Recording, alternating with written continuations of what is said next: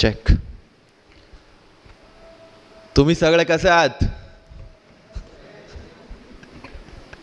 इतना ही आता है. So first of all, cultural capital of Maharashtra और ऑक्सफोर्ड ऑफ द ईस्ट जिसको कहा जाता है, ऐसे पुणे के सभी लोगों को गुजरात का वंदन. लास्ट प्लेयर, लंबी पारी खेलनी थी लेकिन टाइम हमारे पास बहुत कम है. जितना एसेंशियल है, जितना बहुत इंपॉर्टेंट है, उतनी ही चीज़ें मुझे बतानी है. सी, यूपीएससी हो या मैंने जीपीएससी क्लियर किया क्लास 1, गुजरात में रैंक 34 था. यूपीएससी क्लियर किया, rank 570, IPS, becoming the youngest IPS of Gujarat at such a early age, and then people come to you and बोलते हैं आप बहुत नसीबदार हैं, you are very lucky. I tell them in reverse, luck favors the brave. कोई अपना luck साथ में लेके नहीं आता, वो बनाना पड़ता है.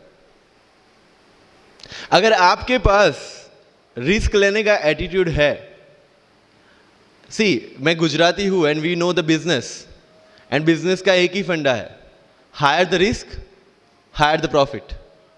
सो अगर 8:30 को आपका एक्सीडेंट होता है और 9 o'clock आप मेंस की एग्जाम देने जा सकते हैं, इंटरव्यू से पहले 1 महीने तक आप हॉस्पिटलाइज्ड है और उससे 1 वीक पहले आप दिल्ली जाके उसकी प्रिपरेशन कर सकते हैं, तो luck has to come with you. उसको आना पड़ेगा और आपको आईपीएस बनाना पड़ेगा.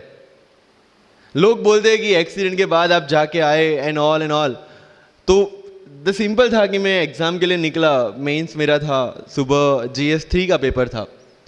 8:30 को मेरा स्कूटी स्लिप हो गया, मेरा लिगामेंट इंजरी हो गया, लेफ्ट हैंड में इंजरी था, सीट से ब्लीडिंग हो रहा था. लेकिन मेरे पास 2 ऑप्शन थे. मैं खड़ा हुआ, मैंने देखा, okay, my right hand is safe, and I decided I will go to the exam hall and write the exam. मेरे पास 2 ही ऑप्शन थे. या तो मैं वहाँ से उठ के रोने लगूँ, यार मेरे साथ ही ऐसा क्यों हुआ, मेरा एक्सीडेंट हो गया, मेरा मेंस खराब हो गया, और हॉस्पिटल जाओ. या दूसरा ऑप्शन था कि मैं देखूँ कि मैं 3 घंटे और सर्वाइव कर सकता हूँ. हाँ, कर सकता हूँ. मैं मेंस के लिए एग्जाम हॉल में गया. ये जितने भी फोटोग्राफ्स लगे हैं, सर ने जैसे बताया कि जितने भी इंसान सक्सेसफुल हुए, अगर आप उसकी लाइफ स्टोरी देखेंगे तो कहीं ना कहीं एक मोमेंट आता है जहाँ पे वो इंसान की जो स्ट्रगल है वो पीक पे हो जाते हैं. वो इस मोमेंट पे आपको डिसाइड करना है कि आपको वहां से यू टर्न लेना है या आपको वहां से आगे निकलना है. इन सब लोगों ने डिसाइड किया कि उनको वहां से आगे निकलना है. एंड दैट इज द फंडा ऑफ लाइफ. सक्सेस उन्हीं को मिलता है जो इस स्ट्रगल वाले मोमेंट से आगे निकलने की सोचता है. जब भी आपको लगे कि आपके सिर पे बहुत मुसीबत है, जब भी आपको लगे कि आप हर तरह से गिर चुके हैं, जब भी आपको लगे कि आपके पास कोई ऑप्शन नहीं है, तब एक चीज आप अपने दिमाग में लाइएगा कि यही मोमेंट है जहां से आपकी तकदीर बदलने वाली है. क्योंकि डायमंड जो होता है वो जितना ज्यादा घिसता है उतनी ज्यादा उसकी वैल्यू होती है. सोना जो होता है वो जितना ज्यादा तपता है उतनी उसकी वैल्यू होती है. अगर आप जिंदगी में तप रहे हैं, अगर आप जिंदगी में घिस रहे हैं, अगर आपको लग रहा है कि आप हर तरह से मुसीबतों में गिरे हुए हैं, तभी आपकी जो वैल्यू है वो बढ़ने वाली है. और यही मेरा एटीट्यूड रहा है. लोग बोलते हैं कि तुम्हारी फाइनेंशियल कंडीशन ठीक नहीं थी, पापा इलेक्ट्रिशियन थे, मम्मी हाउसवाइफ थी, डायमंड के कारखाने में काम करती थी, उसके बाद उन्होंने मैरिज में रोटियां बनाने का काम किया और उस तरह से मैं पढ़ा. लेकिन जब मुझे पूछा जाता है कि ऐसी कौन सी चीज़ है आपकी लाइफ में जो आप बदलना चाहते हो, एंड आई सेड नथिंग. क्योंकि अगर वो चीज़ें नहीं होती मेरी लाइफ में तो शायद आज आपके सामने मैं नहीं होता. तो अगर लाइफ में प्रॉब्लम्स है, अगर लाइफ में स्ट्रगल है, जैसे सर ने बताया struggle is a part of life, and I strongly believe in that. क्योंकि अगर हम दिल्ली में थे, मेरे दोस्त के साथ में निकला बाहर घूमने, तो बोलता है यार ऐसी लाइफ चाहिए, कोई मगजमारी नहीं, आराम से बैठते पूरे दिन एसी वाले कमरे में, बहुत सारे पैसे हैं और कोई टेंशन नहीं, ऐसी लाइफ चाहिए मुझे. मेरे पास ऑप्शन है. बोलता क्या? बोला देख सामने एटीएम का रूम दिख रहा है, एसी वाला कमरा है, बहुत सारे पैसे, कोई मगजमारी नहीं, जॉब ले ले. क्यों IAS IPS में दिमाग खराब कर रहा है। अगर स्ट्रगल नहीं चाहिए तो you have to compromise with that life. जब भारत वर्ष का सपना चंद्रगुप्त ने देखा, चाणक्य ने देखा, और उस भारतवर्ष को बनाने के लिए जब ये संघर्ष जारी था, और तब नंद के राजा धनानंद की डॉटर दुर्धरा से चंद्रगुप्त को प्यार हो जाता है, और जब चाणक्य उनको बोलते हैं कि नहीं, तुम्हें उससे दूर रहना है, और तब चंद्रगुप्त बोलता है, आचार्य कभी कभी सोचता हूं कि जिंदगी में या ये भारत के सम्राट बनने के लिए इतना त्याग, इतना बलिदान ना देना होता तो। और तब चाणक्य रिप्लाई करते हैं, तो हर कोई भारत का सम्राट होता। This is the fundamental rule of life. अगर आईएएस बनने के लिए, आईपीएस बनने के लिए सेक्रीफाइस करना नहीं पड़ेगा, अगर उसके लिए आपको त्याग नहीं करना पड़ेगा, तो आज पूरे इंडिया में हर घर में आपको आईएएस आईपीएस मिल जाएंगे। So when you are entering into this game of UPSC और MPSC, make sure that you have to sacrifice anything which will take you to your goal. लेकिन प्रॉब्लम ये है कि हमें टेंशन होती है, यार दोस्त की एंगेजमेंट है, उसकी बर्थडे पार्टी है, उसकी शादी है, अटेंड नहीं करूँगा तो बोलेगा मैं तेरी शादी में नहीं आऊँगा, एंड ऑल। लेकिन बिलीव मी, जब आप आईएएस बन जाओगे, वो सामने से याद दिलाएगा, भाई इनविटेशन कार्ड नहीं भेजा तूने। समझ रहे हो? तो जो कुछ भी इसके लिए सेक्रीफाइस कर रहे हो, वो जब आप उस पोस्ट पे पहुंचोगे, सब कुछ वर्थ है, सब कुछ। मेरा इंटरव्यू था यूपीएससी का, मुझे एग्जैक्ट डेट याद है, 23 मार्च को मेरा इंटरव्यू था। 28 फरवरी को मुझे हॉस्पिटल में एडमिट किया गया क्योंकि मुझे इन्फेक्शन हो गया था बॉडी में, एंड बहुत हाई फीवर था, तो आईवी के अलावा कोई ऑप्शन नहीं था। 1 मार्च को ठीक होके मैंने सोचा चलो दिल्ली निकलते हैं। 2 मार्च को मैं दिल्ली पहुंचा। 3 मार्च को वापस से टॉन्सिलाइटिस का अटैक होने की वजह से फ्लाइट लेके वापस से पालनपुर, अहमदाबाद, अगेन हॉस्पिटलाइजेशन। 15 मार्च को I got relieved from the hospital. 16 मार्च को मैं दिल्ली पहुंचा, और 23 मार्च को I gave my UPSC interview. तो 1 महीने का हॉस्पिटलाइजेशन। उसके बाद जब दिमाग में ये था कि मेरे साथ जो लोग इंटरव्यू दे रहे हैं वो 1 महीने से प्रिपरेशन कर रहे हैं, एंड 1 महीने से मैं हॉस्पिटल में था, again I thought this is the moment to prove yourself. I went to the interview, और पूरे इंडिया में 2nd highest marks in interview. This is not to say कि मैंने कितना अचीवमेंट लिया, this is just to say UPSC is all about this. मैंने कोई preparation नहीं की थी यूपीएससी के लिए, इंटरव्यू के लिए, but again I scored good marks in interview, because UPSC सिर्फ आपका नॉलेज चेक नहीं करता। Make it very clear in your mind, जैसे सर ने बोला, it's a game of wisdom. आपको पहले ऑफिसर बनना पड़ेगा यहां से। यूपीएससी का काम तो सिर्फ थप्पा लगाना है कि हाँ ये ऑफिसर बन गया।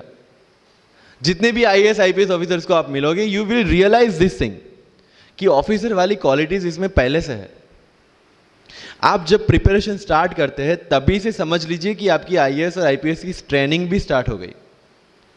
बिकॉज जो क्वालिटीज आपको चाहिए as an officer, as a IAS, as an IPS, क्या क्वालिटीज चाहिए? फर्स्ट ऑफ ऑल कॉन्फिडेंस, कि जब आप उस सीट पे बैठते हैं, आपके सामने कोई भी क्वेश्चन आएगा, you will be able to handle the issue.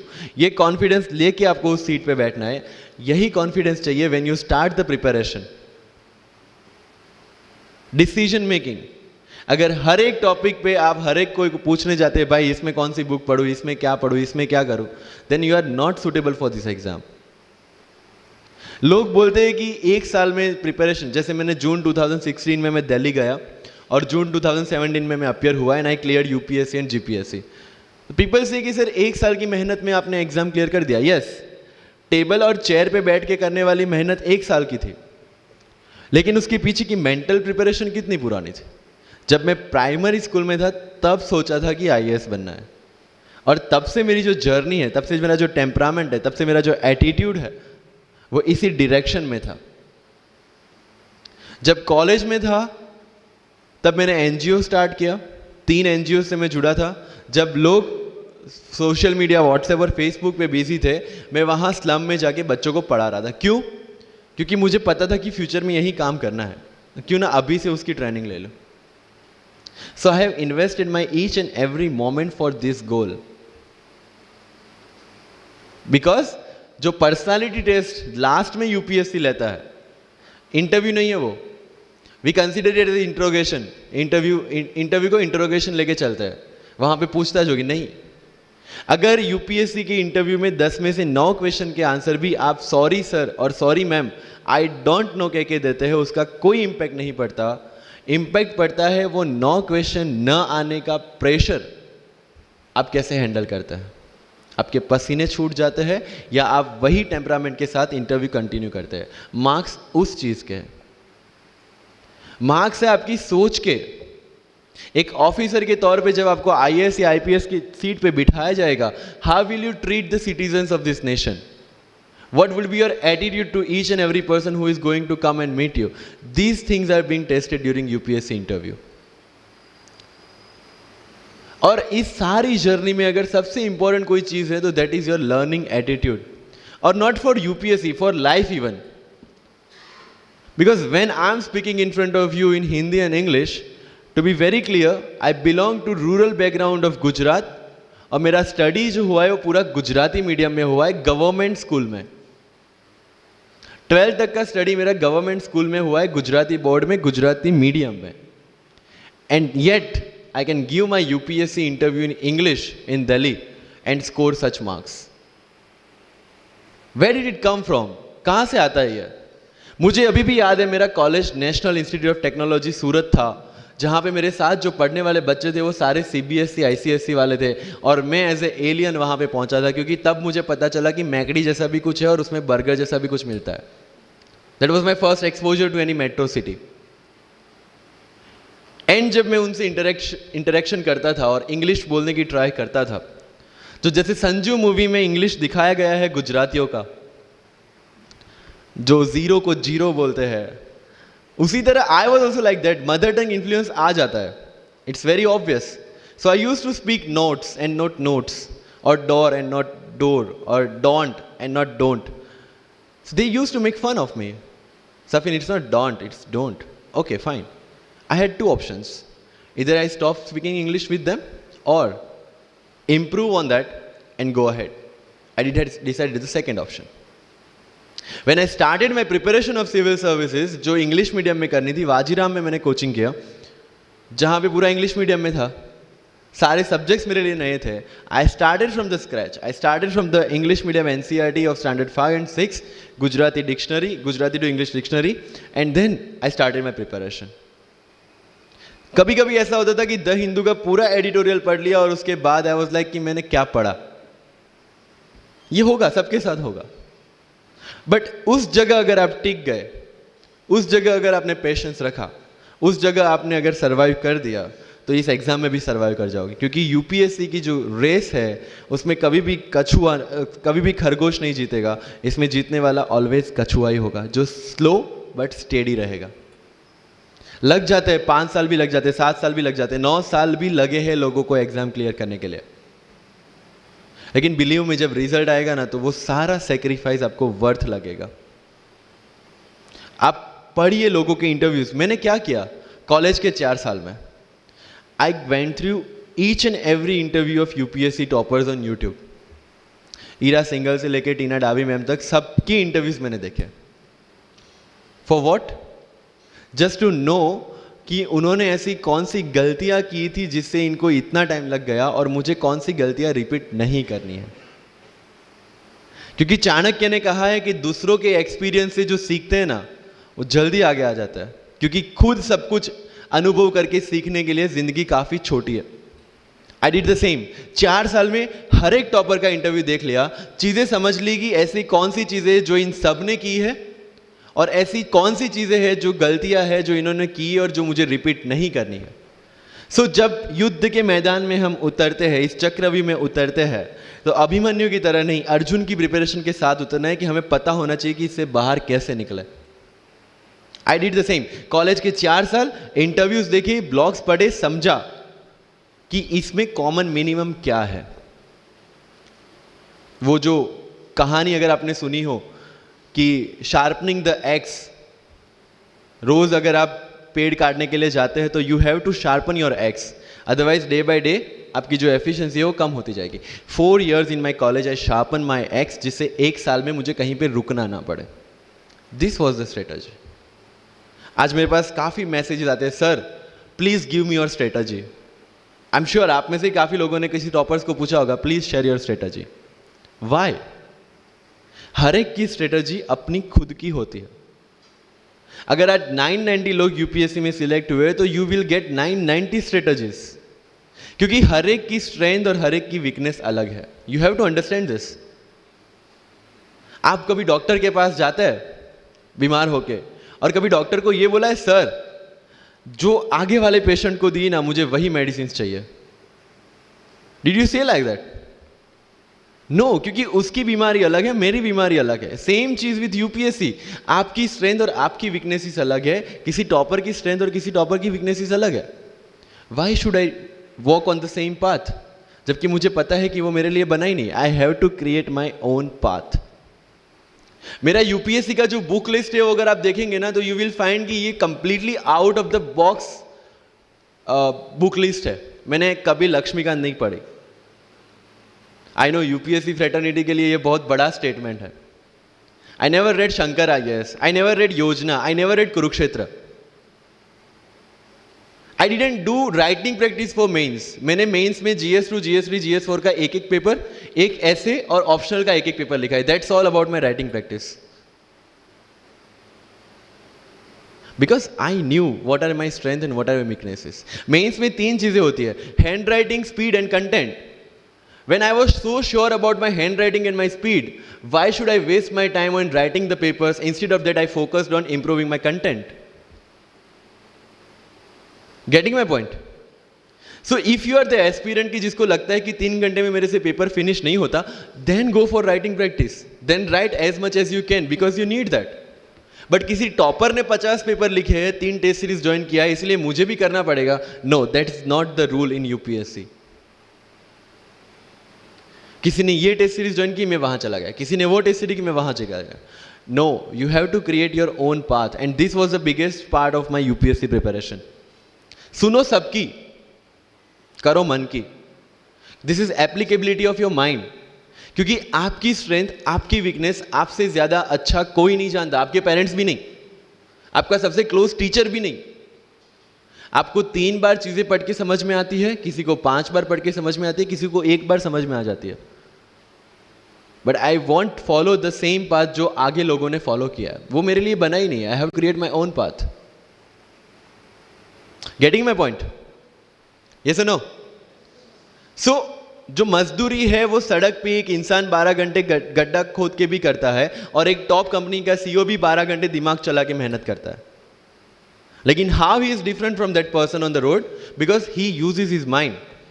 In UPSC we are suppose to do the same. मुझे पता चला कि भाई लक्ष्मीकांत मेरी मेंस की रिक्वायरमेंट फुलफिल नहीं करता। प्रीलिम्स, जैसे सर ने बताया, was not into consideration. I know कि उसमें सिर्फ एक ब्रिज क्रॉस करना है, एक हर्डल क्रॉस करना है। अगर मैं प्रीलिम्स में 180 भी लेके आया, 190, इवन 200 भी लेके आया, तो मेंस में तो मैं सबके बराबर ही खड़ा हूं। Why to waste your time and energy on something which is just qualifying? Instead of that, put your focus and energy to something, mains and interview, कि जिसकी वजह से आपको सर्विस मिलना है।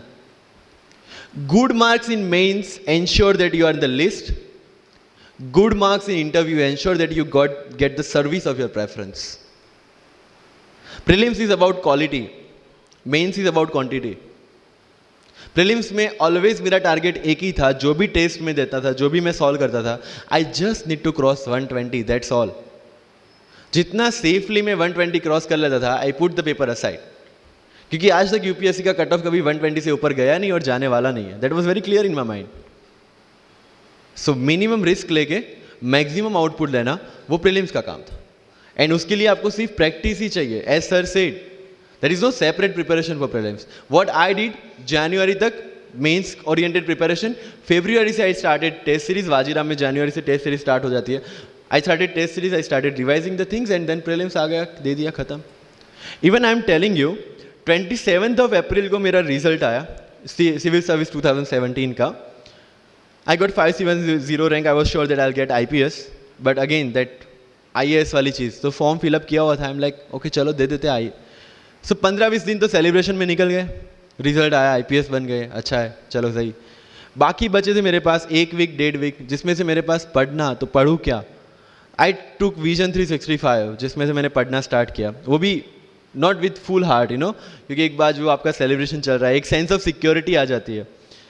मैंने जैसे तैसे किया, लेकिन विजन में से इस बार कुछ पूछा नहीं, किसी में से कुछ नहीं पूछा 2018 में तो, but still I clear the prelims based on the last year preparation. मेरे साथ जिन्होंने 2018 की प्रिपरेशन की थी, जो 12 साल से 18 के लिए जो लड़ रहे थे, they couldn't clear the exam. Why? Because prelims is just a mind game, you have to understand that. सबसे अच्छी बात प्रीलिम्स में ये है कि आंसर आपकी आंखों के सामने है, जो मेंस और इंटरव्यू में नहीं है। So is the most safest game. You just need to understand the trick which UPSC follows, where it can misguide you. तो अगर आपने यूपीएससी के पिछले 15-20 साल के पेपर आपने देख लिए हैं, तो आपको समझ में आ जाएगा कि यहां पे गड्ढा है। अगर यूपीएससी ने इस टाइप का स्टेटमेंट रखा है, तो you have to be careful about this. But होता यह है कि हम विजन वाजीराम की टेस्ट सीरीज करके जाते हैं, हमारा माइंडसेट उस हिसाब से बन गया है, and then we try to attempt UPSC. So मेरा स्ट्रिक्टली एक ही चीज आपको कहना है कि अगर आपका प्रीलिम्स जून में है, तो मिड ऑफ मई तक सारी टेस्ट सीरीज खत्म कीजिए। लास्ट 15 डेज में सिर्फ यूपीएससी के प्रीवियस ईयर के पेपर्स कीजिए, तो आपका जो माइंडसेट है वो यूपीएससी एंगल से सेट हो जाएगा। फिर you will not target the prelims exam from Vision और Vajiram point of view, you will do it from UPSC point of view. This is mind game. See, this can not be taught in any class और this can not be written in any book. This you have to understand by yourself. Wisdom जो sir ने बोला, अगर 5 लाख लोग prelims में बैठते हैं और 15,000 क्वालिफाई करते हैं, what is different with those 15,000? There are certain keys जो आपको पकड़नी है प्रीलिम्स के लिए। Test series is a practice test. हम क्या करते हैं, टेस्ट सीरीज दे दिया, मार्क्स देख लिए, खत्म। No, that is not for your evaluation, that is part of your learning process. What I used to do sir, कि वाजीराम का जब टेस्ट खत्म होता था, मैं घर पे आके खुद उसकी की बनाता था। How does it help you?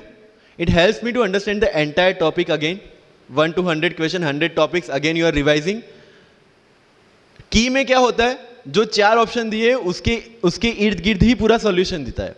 जब आप गूगल पे पढ़ते हैं, you understand the whole topic again. तो अगर सेम टॉपिक में से कोई और क्वेश्चन भी आ जाता है, you have already revise the things. This is how you'll practice for prelims. अगर कहीं पे भी टाइम इन्वेस्ट कर रहे हो, you have to get optimum output out of that. लोग करंट अफेयर्स के नोट्स बनाते हैं न्यूज़पेपर पढ़ के। I never made any notes. Why? जब कोचिंग क्लासेस इतना पैसा दे के उनके लोगों को बिठा के न्यूज़पेपर में से, पीआईबी में से, पीआरएस में इतना अच्छा मंथली मैगजीन प्रिपेयर करते हैं, what is the need for me to write down the same thing again in my notes? उससे बेटर है कि मैं वो मंथली मैगजीन बार बार रिवाइज कर लूँ। वाजीराम में एक सिस्टम है, 500 लोगों का क्लास होता है। अगर आपको फ्रंट रो में बैठना है, तो you have to go 1 hour early. So मैं 1 घंटे पहले जाता था, लेकिन 1 घंटे पहले जाके लोग वहां क्या करते थे, they started discussing the things जिनके बारे में उनको खुद को पता नहीं होता। What I used to do, putting on my headphone, taking the monthly magazine and going through the sections 1 by 1।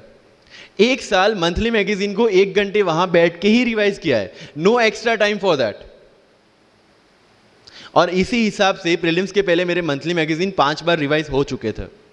That give you the confidence to go for the prelims exam. Revision, हर बार क्या होता है, prelims में जाते हैं, एक question देखा, 2 ऑप्शन पता है, 2 ऑप्शन नहीं पता है, होता है यूपीएससी में, इट्स वेरी कॉमन।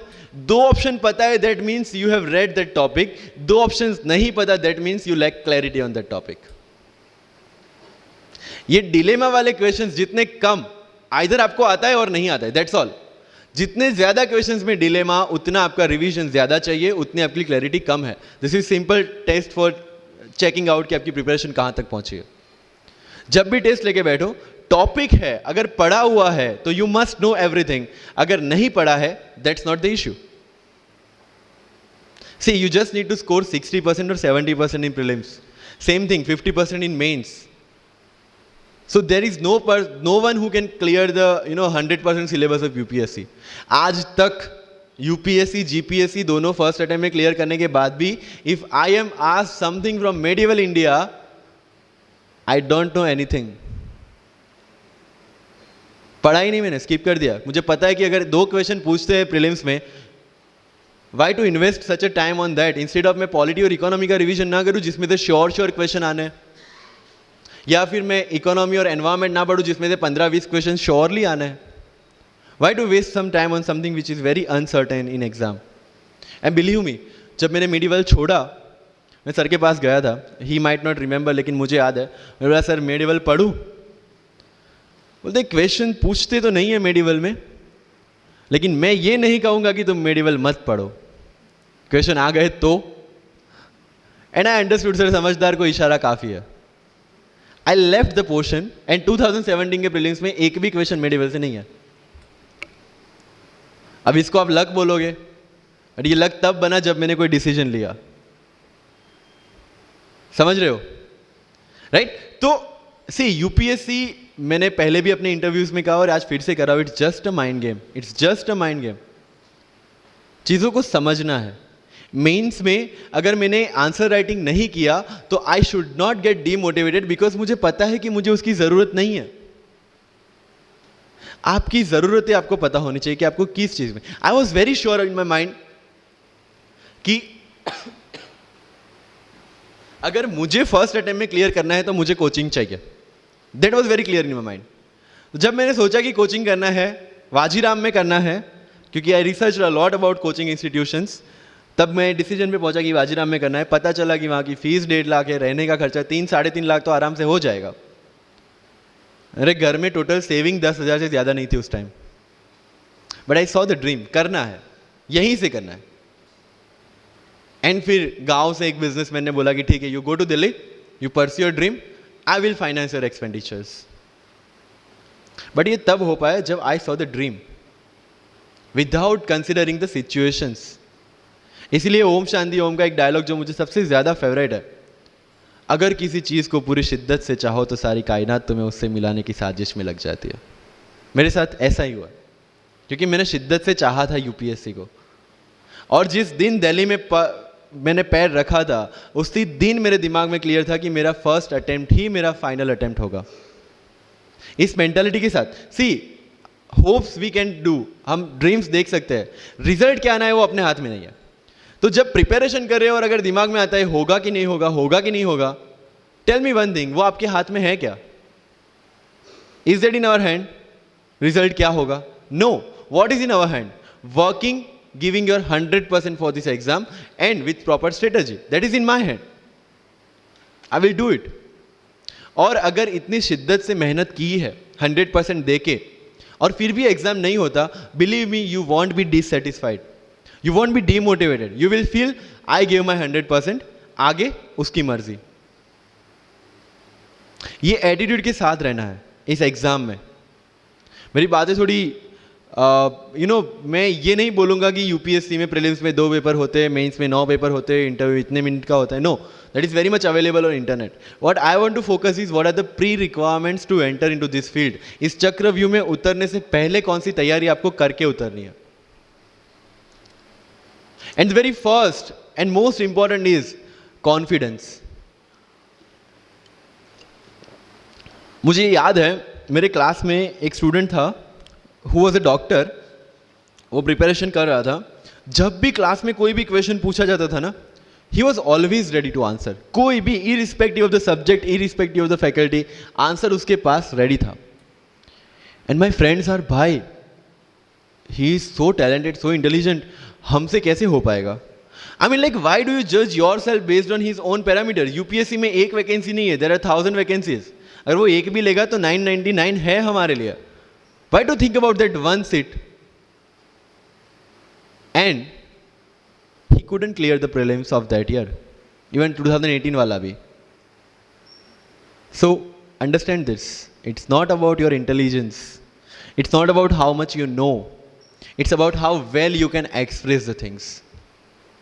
So अगर मेंस में क्वेश्चंस के आंसर लिखने हैं, फैक्ट्स लिख के आ जाओगे, you will feel that you won't get selected in exam. Because it's about understanding, you have to connect the links. Current affairs में अगर कुछ पूछा है तो उसको बेसिक्स के साथ आप कैसे कनेक्ट कर रहे हैं, अगर ज्योग्राफी में कुछ पूछा है तो हिस्ट्री के साथ आप कैसे कनेक्ट कर सकते हैं, हिस्ट्री में कुछ पूछा है तो इसको इकोनॉमिक्स के साथ, सोसाइटी के साथ कैसे कनेक्ट कर रहे हैं। These are the things you need to learn in UPSC. But इन सारी चीजों के लिए, whether you appear for prelims, whether you appear for mains, or whether you appear for interview, one thing is very much needed, that is your confidence. और कहाँ टूटता है ये confidence? If I am reading current affairs for Vision IAS और मेरा दोस्त insight लेके बैठा है, तब मेरे में insecurity आ गई, यार ये insight पढ़ रहा है, मैं vision कर रहा हूँ, कहीं छूट गया तो। आपने insight start किया, फिर कोई नेक्स्ट IAS का लेके आ गया, यू विल फील लाइक यार नेक्स्ट IAS करना पड़ेगा। उसने नेक्स्ट IAS, आपने नेक्स्ट कोई वाजीराम लेके आ गया, कहाँ पे भटकेंगे? You have to stick to one resource, क्योंकि यूपीएससी का सिलेबस सेम है, हर एक क्लासेस का मटेरियल सेम है। डिफरेंस कहाँ आता है कि 10 बुक लोग एक बार पढ़ते हैं, एक बुक आप 10 बार पढ़ रहे हैं। मुझे याद है जब मैं ये 1 घंटे में वाजीराम का करंट अफेयर्स पढ़ता था, वहां पे बैठ के everybody was with Vision IAS current affairs, but I was very much clear कि Vision के current affairs से they can clear the prelims, but mains का content नहीं मिलेगा। जो मैं पढ़ रहा था that was specifically designed for mains, and I could I continued with Vajiram without getting affected what other people are doing. Coaching में भी ये सेम होगा, your classmates will be doing something, you will be doing something. जब लोग ने लक्ष्मीकांत नहीं किया, I didn't do Lakshmikant, I didn't read Yojana, I didn't read Kurukshetra, but I was so sure about my mind कि इसकी जरूरत नहीं है। योजना में करते क्या है, किसी एक टॉपिक के जितने भी करंट इनिशिएटिव है गवर्नमेंट के, उसको बना के एक पूरा मैगजीन बना दिया। When you are reading the newspaper, when you are watching the Rajya Sabha TV, when you are reading the monthly magazines, जो सारी करंट अफेयर्स को ही कवर कर रहा है, तो उसी चीजों को उन्होंने सेग्रीगेट करके अलग दिया है। अब उसमें आप 3 घंटे अलग से वेस्ट करो, उससे बेटर है कि वो 3 घंटे उसी चीजों पे डालो जहां पे आपने ऑलरेडी पढ़ रखा है। So with minimum material, minimum required material, you have to give your optimum output. Multiple resources ले जाने का कोई मतलब नहीं है, you will be confuse. And जो फर्स्ट टाइमर्स है उनके लिए बोल रहा हूं कि your first attempt your best attempt, क्योंकि आपके पास लिमिटेड होता है। क्या होता है, ज्यादा पढ़ के जाते हैं ना जब मेंस में, ये लिखूं वो लिखूं ये लिखूं, उसी में कंफ्यूज, उसमें आता ही बहुत लिमिटेड है, लिखना भी लिमिटेड ही है, right? So it's about your limited knowledge with maximum understanding. अगर किसी चीज को आप समझते हैं तो उसको अच्छी तरह से सारे डायमेंशंस को ध्यान में रखते हुए समझ लीजिए, दैट्स ऑल। मैंने जब यूपीएससी के बेस पे जीपीएससी का एग्जाम दिया, Gujarat public service commission class 1, तो मैंने कोई जीपीएससी के लिए अलग प्रिपरेशन नहीं किया था। जो यूपीएससी का प्रिपरेशन था उसी के दम पे जीपीएससी का एग्जाम दिया, लेकिन सिलेबस कितना टारगेट किया जो दोनों में कॉमन था। उस कॉमन सिलेबस के बेस पे मैं गुजरात में ऑल गुजरात रैंक 34 ला पाया। And one more interesting thing is that I did my entire preparation in English from scratch to the end in Vajiram, which is English medium institution. I wrote my mains in Gujarati, entire mains, with Gujarati literature as an optional subject, for which I didn't prepare in Delhi. See the level of uncertainties. But that was well designed according to my strength and my weaknesses. I knew कि मेरा schooling Gujarati medium में हुआ है, the way I can express in Gujarati, I cannot express in English, and UPSC mains is all about ethics, essay and optional, in which you have to write your own thoughts. Why should not I join Gujarati medium? Preparation English में था, लेकिन वो किस लिए था? To understand something. Once you have understood something, you can represent in English as well, Gujarati as well, Hindi as well. So medium का तो कोई क्वेश्चन यूपीएससी में कहीं पे भी नहीं आता है, believe me. If you have understood the things well, you can represent in any language. And UPSC don't see your fluency and accuracy in the language. It sees your clarity and the way you express the thoughts. So never ever be confused about your medium of exam. Choose the medium जहाँ पे आपको लगता है कि आप अपना 100% दे सकते हैं। और अगर फिर भी confusion है, take a essay topic, Write down one essay in Marathi or Hindi or whichever language you are confused with, and write the same topic in English. Get it evaluated by yourself only and see where you have given your 100% and optimum output. That is your language which you can choose for the mains. That's all. UPSC में interview English में दे या हिंदी में दे, जिस language में आप अच्छे से clarify कर सकते उसी लैंग्वेज में देना है. That's all. सर कितने घंटे पढ़े? One test. रात को जब सोने जाते हो अपने आप से पूछो कि आज के दिन में कितना टाइम वेस्ट किया. वो वेस्ट होता टाइम जब कम होता दिखे, समझ लेना कि you are on the right track. Never ever go with the quantitative parameters. 2 chapter खत्म करने हैं, 5 चैप्टर खत्म करने हैं, 15 घंटे पढ़ना है. No, it's very mechanical. You have to be very careful about these things. And one very, very clear thing which the classmates of mine have done the mistake, never go for any shortcut. It will never help you in UPSC. लोग क्या करेंगे? Monthly magazine पढ़ेंगे through out the preparation, और फिर last 2 महीने में they will take 365. जब पढ़ा है और उसी में से वो मटेरियल बना है, तो जो चीजें पढ़ी है उसी को बार बार रिवाइज करने का क्यों हम नहीं सोचते? When you will read one thing for 5 times, 6 times, believe me, you will get the thorough understanding of that particular topic. But अगर सेम टॉपिक को आप किसी और बुक में से पढ़ेंगे ना, you will have to start from the scratch. क्योंकि माइंड की मेमोरी जो जिस हिसाब से काम करती है, आपको उस हिसाब से काम लेना है उसके पास से. I have never asked any senior about sir इसके लिए कौन सी बुक पढ़े, इसके लिए क्या करें. हाँ, अगर कहीं डीमोटिवेट होते हैं, कहीं आपको मोटिवेशन की ज़रूरत पड़ती है, कहीं आपके नेगेटिव मार्क्स कम ज़्यादा हो रहे हैं या फिर प्रीलिम्स में आपका स्कोर कम है, you can definitely ask them कि मेरी मिस्टेक कहाँ पे हो रही है. बट रिक्वायरमेंट हमारी अलग है, तो ज़रूरतें हमारी अलग है, तो सोर्सेज भी हमारे अलग होंगे. तो मुझे जब लगा, एंड मेरी पूरी preparation mains and interview oriented ही थी, प्रीलिम्स के ओरिएंटेड मैंने कुछ नहीं पढ़ा. I never read India year book as well, क्योंकि पता है इंडिया ईयर बुक में होता क्या है? करंट अफेयर्स का updation. We are reading current affairs monthly magazine, जो लोग हर जगह से उठा के बनाते हैं. Why to waste your time and energy on something which is the repetition of the same thing? So you have to be very smart in your approach. And one thing, अगर सिविल सर्विस में जाना है और इस game में टिकना है, तो आपका जो इंस्पिरेशन होना चाहिए, that should be from with in. आपको आईएएस आईपीएस क्यों बनना है? This is the fundamental question. और जब भी डीमोटिवेशन जैसा लगे, जब भी लगे कि मेरे से नहीं हो पा रहा है, ask this question to yourself. अगर कन्विक्शन स्ट्रांग होगा क्यों बनना है, you will be able to stay in this game. लेकिन अगर पैसों के लिए जाना है, मटीरियलिस्टिक गोल्स लेके जाना है, believe me, UPSC checks our presentation but God checks our intention. This is very much clear, which I have felt, which I have seen. With what intentions you want to enter into service matters a lot. If you feel for the downtrodden, if you feel that you want to work for the nation, if you feel that you want to give something to the society, then only come into this service. If you want to make money, join some corporation.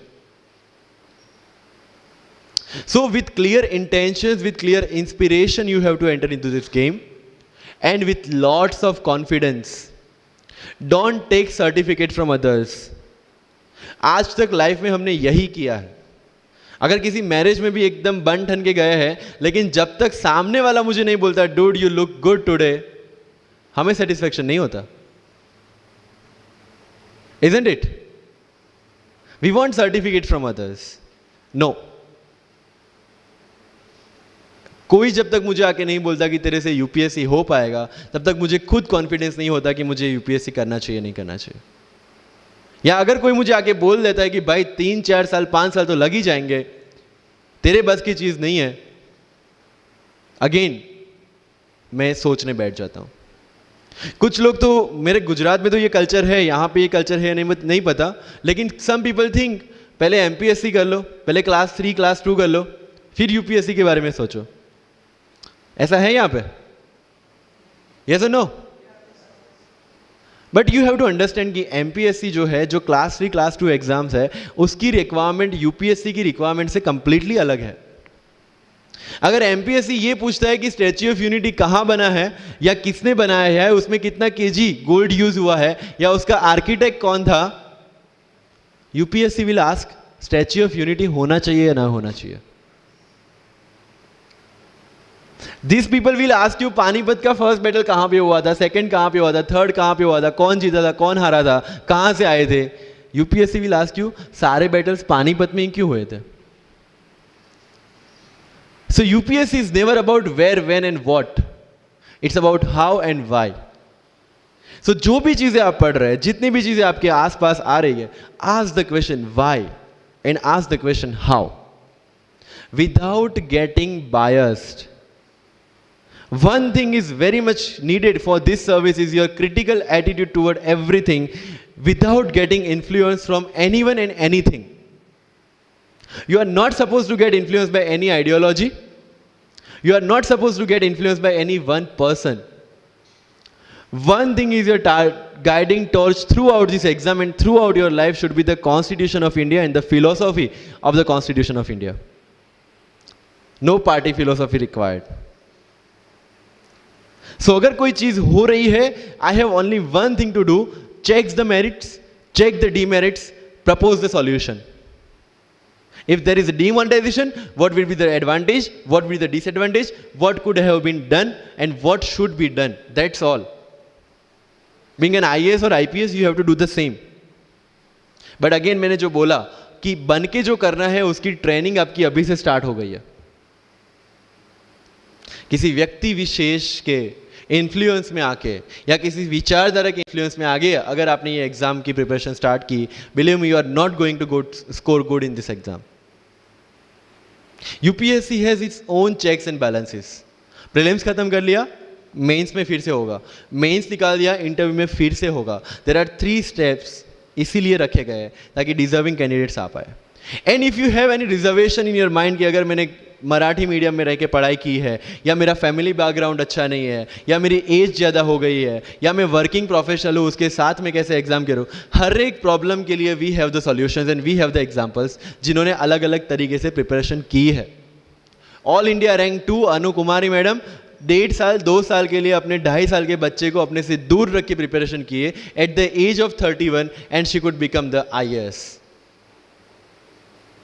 या you can take the example of Ummul Kher कि जिसको 8वीं class में घर से निकाल दिया ये बोल के कि हमारे घर में बच्चियाँ 8वीं से ज़्यादा नहीं पढ़ती, और उसी झोपड़पट्टी में रह के उसने पढ़ाई की, बच्चों को ट्यूशन्स दिया, 3 दिन 4 साल पुरानी रोटियां खाई, और उसके बाद भी जवाहरलाल नेहरू यूनिवर्सिटी में से PhD करके फर्स्ट अटेम्प्ट में यूपीएससी में ऑल इंडिया रैंक 400 समथिंग लेके आज शी इज डूइंग IRTS की training. And with the genetical disorder की उसके जो बोन डेंसिटी वो काफ़ी कम है, तो आज तक 16 से 17 तो उनके ऑपरेशन हो चुके हैं। Do we have any kind of limitations like this?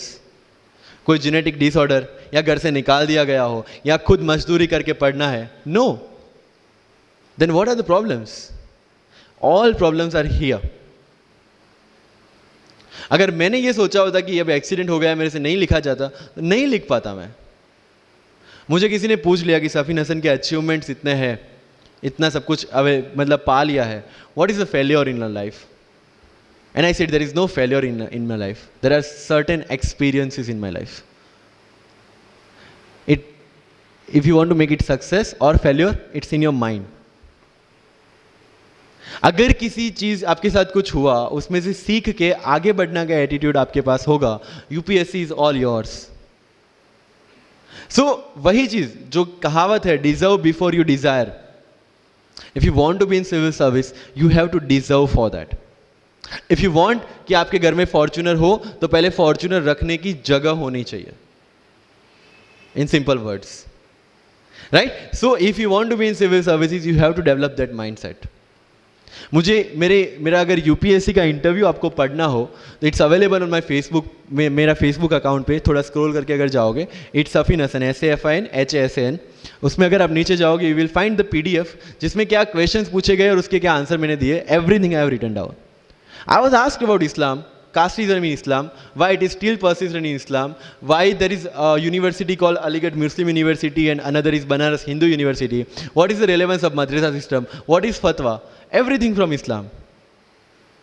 Not because they want to do something, some bias with me or something like that. They just want to check कि अगर इस इंसान को हम IAS या IPS के post पे बिठाते हैं, whether he will treat the person as a citizen of India or member of any one particular community. And that's how I could score 204 in UPSC interview. Because I could satisfy them.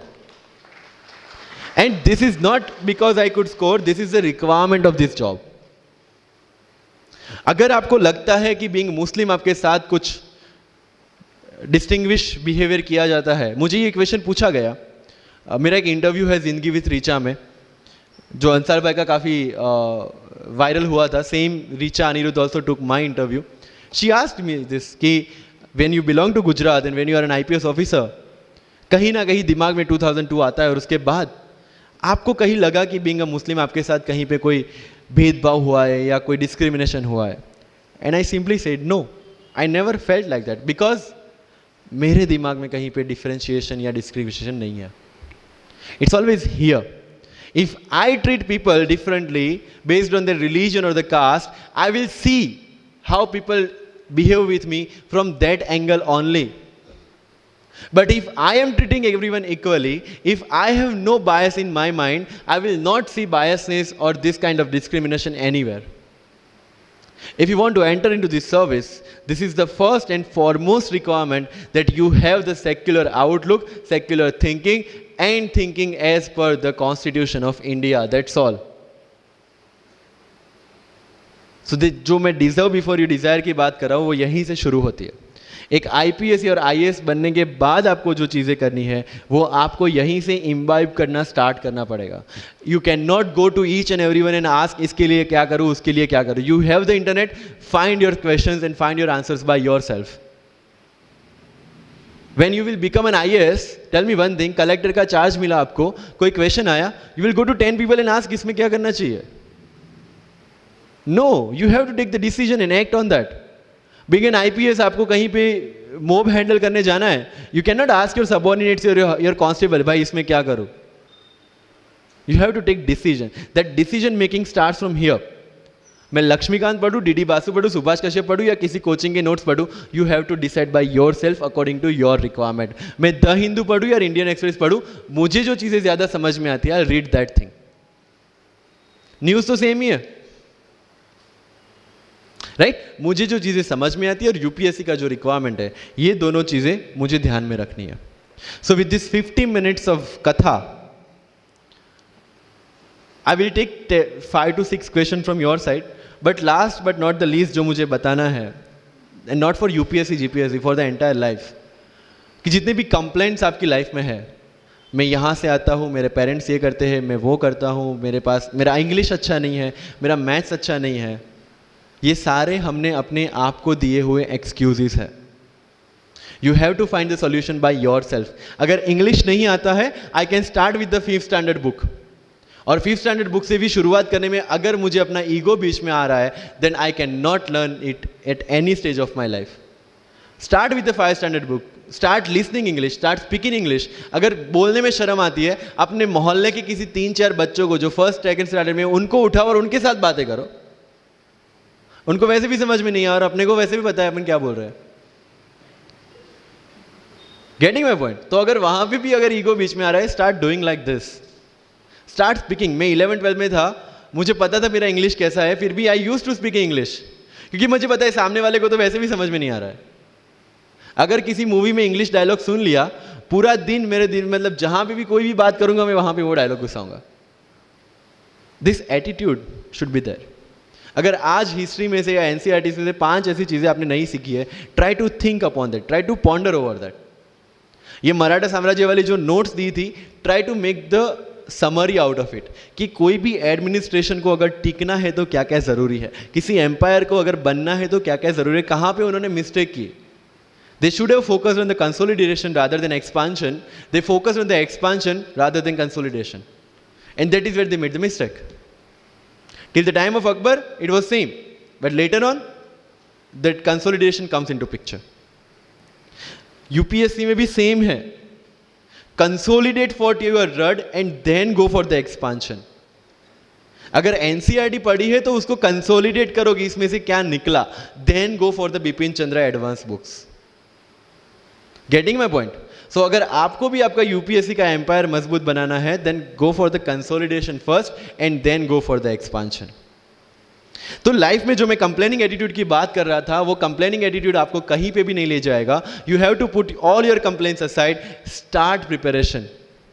क्योंकि आज तक दुनिया ये मानती थी कि एक भी शब्द बिना बोले हम अपनी बात एक्सप्रेस नहीं कर सकते. तब हमारे साथ थे चार्ली चैपलिन, जिन्होंने एक भी शब्द बिना बोले सारी दुनिया को एंटरटेन किया. आज भी दुनिया जब ये मानती है कि सिर्फ औरतें अच्छा खाना बना सकती है, हमारे सामने संजीव कपूर, जिन्होंने पूरी दुनिया को भारत का स्वाद चखाया. आज भी अगर दुनिया ये मानती है कि अकेले इंसान से कुछ नहीं हो सकता, हमारे सामने महात्मा गांधी जो अकेले चले थे और पूरा देश उनके पीछे चला था. आज भी दुनिया अगर ये मानती है कि धनवान बनने के लिए धनवान घर में पैदा होना जरूरी है, हमारे सामने धीरूभाई अंबानी, जिन्होंने पूरी दुनिया को एक सपना दिखाया, कर लो दुनिया मुट्ठी में, और आज रिलायंस इंडस्ट्री वर्ल्ड की और इंडिया की सबसे बड़ी इंडस्ट्री है. आज भी दुनिया अगर ये मानती है कि हम कम एज ज्यादा एज में कुछ नहीं कर सकते, हमारे सामने अमिताभ बच्चन, जो आज भी एक साल में 3 ब्लॉकबस्टर मूवीज देते हैं. अगर आप ये मानते हैं कि सिविल सर्विस में आने के लिए आपका बैकग्राउंड होना जरूरी है, आपके सामने Shahrukh Khan without any background आज भी बॉलीवुड का बादशाह है. अगर आज तक दुनिया ये मानती थी कि हम सिर्फ धरती पे रहने के लिए बने हैं, हमारे सामने नील आर्मस्ट्रॉन्ग जो चंद्र पे जाके आए, आज तक हम ये जानते हैं कि हम क्या है, हम क्या बन सकते हैं, ये जानने का टाइम शुरू होता है अब. Thank you so much.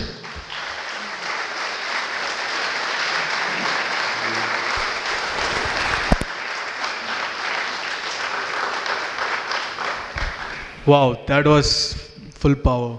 Thank you very much, sir.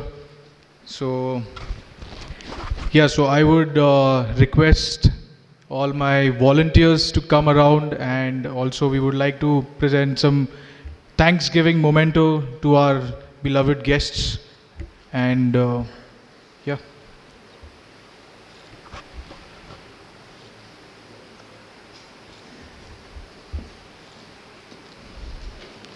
Also, after this, we would like to open our podium for a question answer round. And just to also let you guys know that when we guys exit, so our volunteers would be standing at the exit gates. So just remove your registration form from the thing that has been provided, fill it up, and while exiting, give it to them. And also we have provided some tea and coffee at the exit, so you can have that.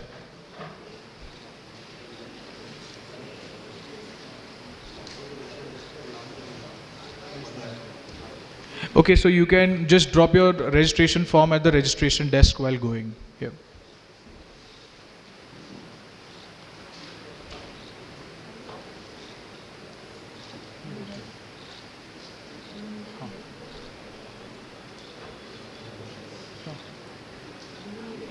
Okay, so we open the podium for question answers.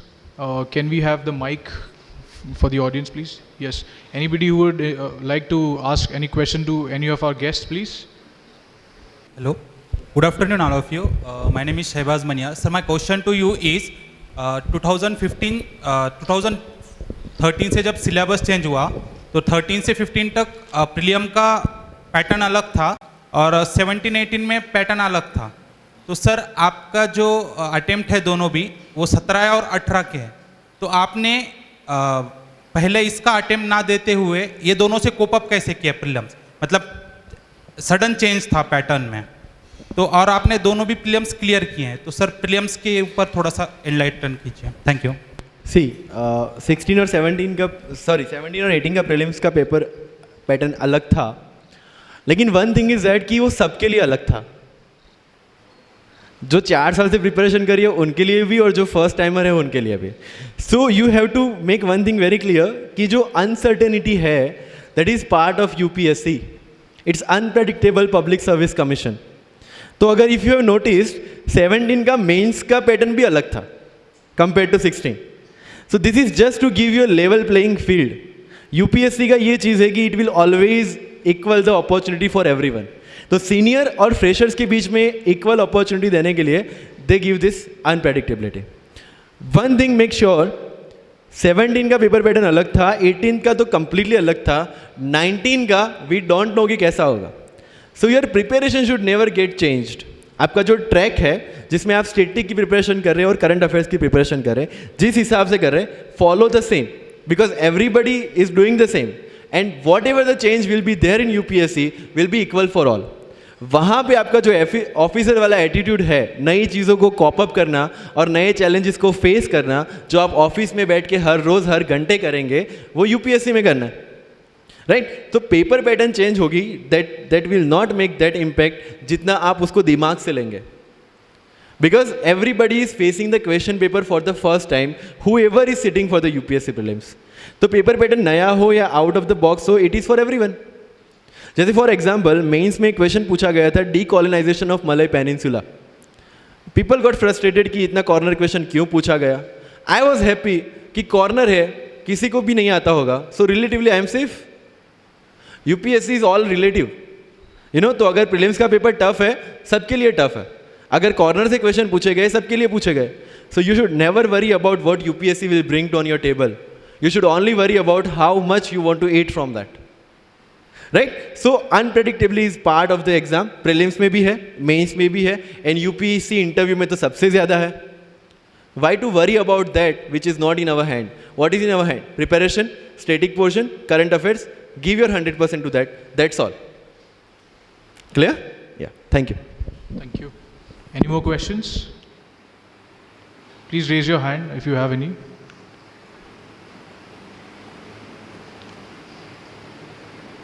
All right. Thank you very much. Okay, we have one more question We have behind. the question. Yeah.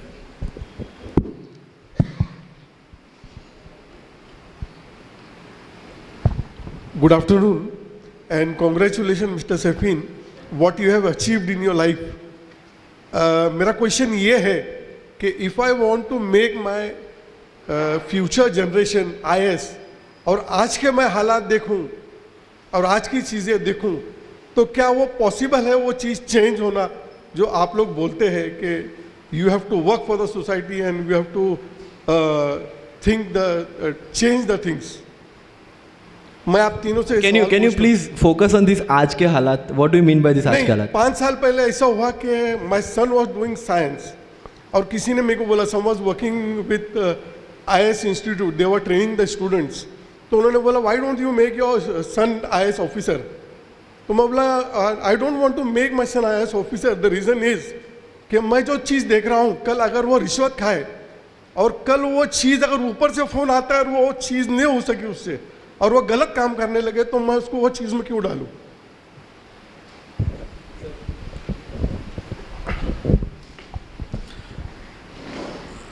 Sir पहले तो मैं कहूँगा कि आपने कहा कि आज के हालात, सर हालात हमेशा ऐसे ही रहे हैं.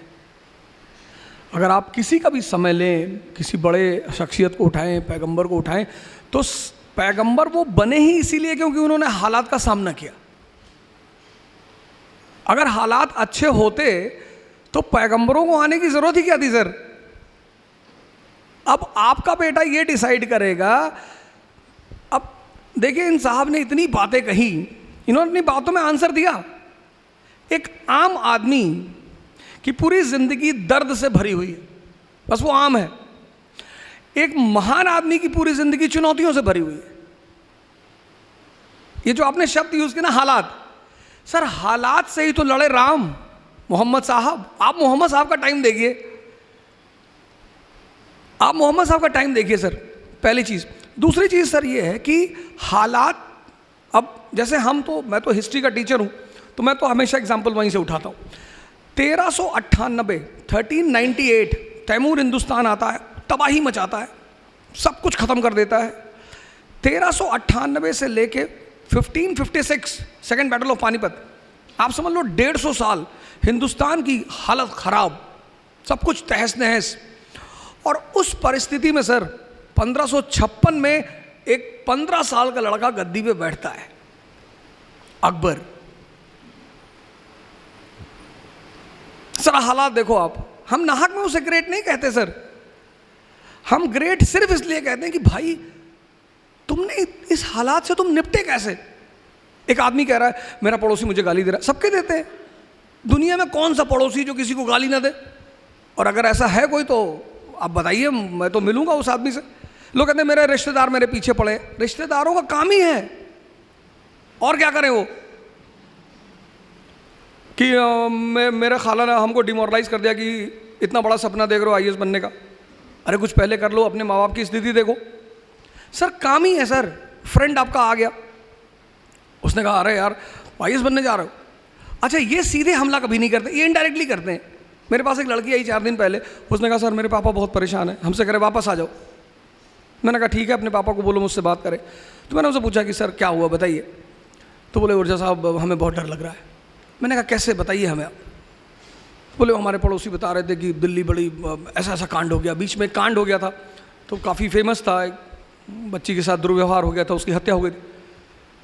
मैंने कहा सर इंदिरा गांधी मार दी गई सर, प्राइम मिनिस्टर उस वक्त थी, आप खुदा बन रहे हो सर, बचा लोगे, ले जाओ सर।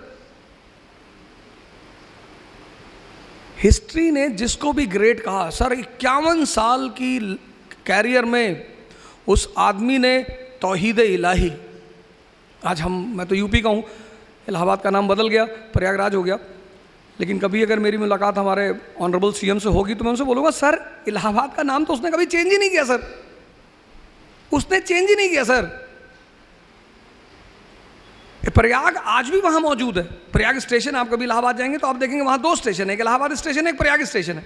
तो प्रयाग तो वहाँ आज भी है sir. Allahabad is a meeting ground. जैसे मैंने आगरा के बारे में आपको बताया, तो इलाहाबाद में 2 नदियाँ आके मिलती हैं, यमुना और गंगा। तो आप पूरी नॉर्दर्न इंडिया उस नदी से कवर कर सकते हो। तो वो बेसिकली एक मिलिट्री बेस है सर। आप कभी इलाहाबाद जाओगे तो आप देखोगे गंगा के किनारे वो किला बना हुआ है, आर्मी स्टेशन है। उसने सर पहली बार हिंदुस्तान में, दूसरी बार, पहली बार हर्षवर्धन ने कराया, उसने सारे संतों की मीटिंग कराई सर। ये जो आज आप कुंभ देखने जा रहे हो, इसकी शुरुआत हर्षवर्धन ने की। तो सर टैलेंट ही इसी चीज़ का है। मालिक ने हमें तोहफा दिया, मैंने आपसे कहा मन, तो वो कहता है कि अब ये दे दिया। 1453 मुसलमान दुनिया की ऊंचाई पे, स्पेन, चाइना सी, कैस्पियन, हिंदुस्तान, यहूदी ज़मीन पे। सर आज आप देखो यहूदी दुनिया में ऊंचाई पे, मुसलमान ज़मीन पे। क्योंकि एक चीज़ मिस कर गए वो, कि हमें समय को समझना है सर। यही तो टैलेंट है, यही तो हिस्ट्री मुर्दों को क्यों छेड़ेगी। उमर साहब थे खैलिफ,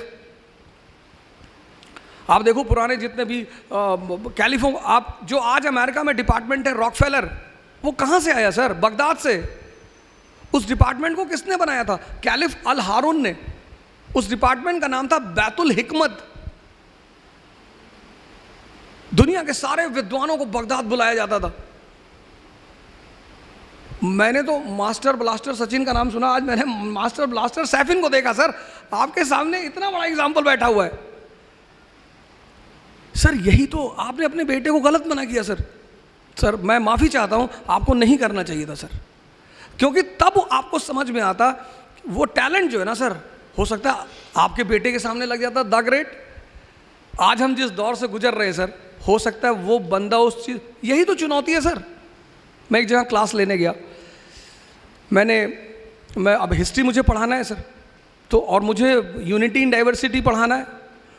उन्होंने मुझसे कहा ओझा साहब आपने मुगलों की बड़ी तारीफ़ कर दी। मैंने कहा सर मैं थोड़ी करता हूँ, इतिहास करता है सर। बोले नहीं आपने कुछ ज़्यादा ही कर दी। अरे मैंने कहा किसकी कर दी सर? मुगल मेडिवल इंडिया हमारा, एक कम्युनल दंगा नहीं हुआ सर। एक क्लास में 100 से ज़्यादा लोग बैठे, मुझे एक दंगा बता दो जब मध्य मेडिवल इंडिया में कोई दंगा हुआ ही नहीं सर। इल्तुतमिश, मौलानाओं का एक डेलीगेशन उससे मिलने के लिए आता है। इम्प्लीमेंट डेथ और इस्लाम इन हिंदुस्तान, उसका गुरु है कुतुबुद्दीन बख्तियार काकी। आप दिल्ली जाओगे तो देखोगे कुतुब मीनार, वो उसी की है, काकी साहब के नाम पे है। सूफी आदमी कुतुबुद्दीन ऐबक मिलने गया काकी से, कहा कि सर ये हमारे जो धार्मिक लीडर हैं ये ऐसा ऐसा कह रहे हैं। उसने पूछा कि ये जो क्राउन रखे हो सर पे कितने का? कहा 5 करोड़ का। कहा ठीक। और मौलाना साहब? बोले 10 रुपये का। तो एक कांस्टेबल भी कैप पहनता है, एक सब इंस्पेक्टर भी पहनता है, एसपीसीटी भी पहनता है, लेकिन हर कैप की एक वैल्यू है सर। वो वैल्यू उसकी थॉट प्रोसेस को डिफाइन करती है। संत अलग है सर, उनको बीच में मत लाइएगा, वो तो कुछ नहीं पहनते। उसने कहा तो तू 5 करोड़ के हिसाब से सोच, 98% नॉन मुस्लिम, हम 2%, हम इन पे शासन कर रहे हैं। क्यों? क्योंकि ये डिवाइडेड है, ये ब्राह्मण क्षत्रिय वैश्य, ये एक दूसरे को देखना नहीं चाहते। यही हमारी ताकत है। अगर तुमने इनके धर्म पे हाथ रखा, ये 98 एक हो जाएंगे, और अगर ये 98 एक हो गए, मैं तो कन्वर्ट हो जाऊंगा। मैं तो यूनिटी ऑफ गॉड में बिलीव करता हूं। सर दास था वो स्लेव, इल्तुतमिश का जीवन स्लेव से शुरू हुआ सर। उसकी बेटी, 50 बेटे थे सर, 50। ग्वालियर में बीमार हो गया वो। उसने अपने बेटों को खत लिखा कि आओ मेरी मदद करो। कोई नहीं गया कि मान लो अब्बा वहाँ मर गए तो यहाँ दूसरा भाई कब्जा कर लेगा। उसकी बेटी गई सर, रजिया। उसने कमांड ली अपने हाथ में, ग्वालियर के राजा को हराया सर, ग्वालियर पे कब्जा किया। उसने ग्वालियर में अपनी बेटी का राज्याभिषेक कर दिया। 13वीं शताब्दी का मुसलमान। उसने ग्वालियर में, उसने कहा मेरे बाद मेरी बेटी। नहीं सर, ये मास्टर ब्लास्टर हमारा आपसे अभी, आपने शायद सुना नहीं इसको कायदे से। इसने कहा आपको दूसरों को नहीं सुनना सर, आप अपने बेटे को सर फिर से भेजिए, हो सकता है वो भारत को दूसरा अकबर मिल जाए। आज तो सर हमें ऐसे ही लोगों की जरूरत है ना सर। मैंने क्लास में कहा, शुरुआत में जब बोल रहा था, मैंने कहा सच सैफिन से मेरा एक अलग लगाव है। सोच पढ़ने से कुछ नहीं होता। तोतों को भी सिखाते राम राम, पर कोई तोता आज तक अरहत हुआ नहीं हुआ। मालिक की सबसे बड़ी गिफ्ट यही है सर। तो मैं माफ़ी चाहता हूँ, लेकिन मैं चाहूँगा कि आप अपने साहबजादे से कहें कि आप जो करना चाहें आप करें। दुनिया कुछ नहीं कर पाएगी सर। मैंने तैफ का एग्जाम्पल दिया था क्लास में। आज दुनिया का दूसरी जो सबसे बड़ी पॉपुलेशन है वो मोहम्मद साहब की फॉलोवर है सर। चुनौतियों से जो लड़े वो हीरो, और चुनौतियों को जो दर्द कहे वो आम आदमी।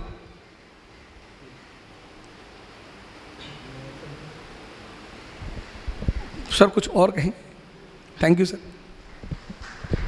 I'll just add one thing. ये सबके लिए है, एक्सपीरियंस के लिए भी है।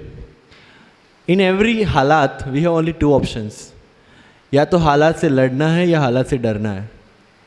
You have to choose your own.